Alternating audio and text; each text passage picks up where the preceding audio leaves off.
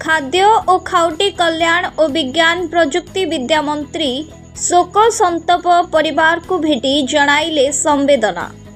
ढेंकानाल जिला बनखंड हिंदोल रेंज राजमोहनपुर गाँ निकटरे फरेस्टर प्रहलाद प्रधान को शिकारी माने निर्मम भावे संरक्षित जंगल भितरे गुली करी हत्या करिथिले।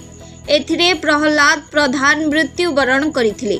आज संध्यारे राज्य जोगाण खाउटी कल्याण मंत्री कृष्णचंद्र पात्र, कामाख्यानगर विधायक शत्रुघ्न जेना फरेस्टर जिड़ामाड़ी स्थित बासभवन रे पहुंची शोक संतप परिवार को संवेदना जणाइबा सहित तांको दुख सुख बुझी राज्य सरकार को जणाइबा पई परिवार को सांत्वना देथिले।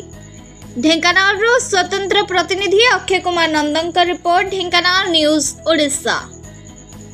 जोटा कि आम भाषा वर्णना कर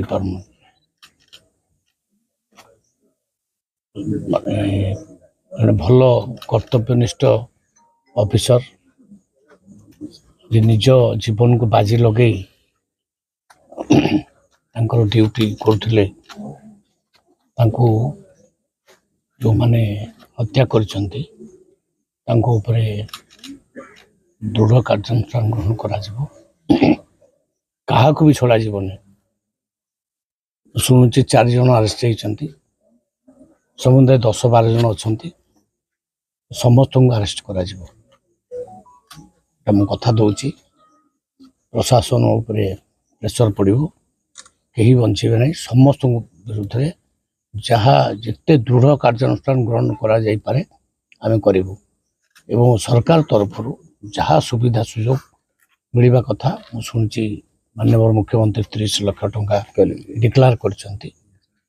ता बादे झीवर पाठ पढ़ा आउ अन्यान्य सुविधा सरकारी सुविधा आमे जोगे देबु। जदि कहबे जे ए माने प्रकृत जोधा जंगल को जाउछंती, राति पाइले राति मध्ये जाउछंती, या ऊपर कोनसे समान आरएफ दिया हिन, ता ऊपर कोन केमती सरकार आगामी कार्यपंथा नेबे कौन कले आगु? मु तो भावुची मन को बाड़ी दे रात्रि जगिबाटा भूल कथा। मन को आर्म्स अत्याधुनिक आर्म्स दबा दरकार, फल से माने निज जीवन प्रति विपद थिबा जानिले से माने भी गुली चले पारिबे, ए प्रकार अनुमति दबा दरकार। जदि न दिया जाए ताले मध्य एटा तांको जीवन प्रति विपद आसुची। राति अधरे से माने खटुचंती, राति अधरे से जगुचंती, ताको जीवन प्रति बहुत विपद अच्छी, तेणु तांको प्रकृत में वेपन्स दबा निहा।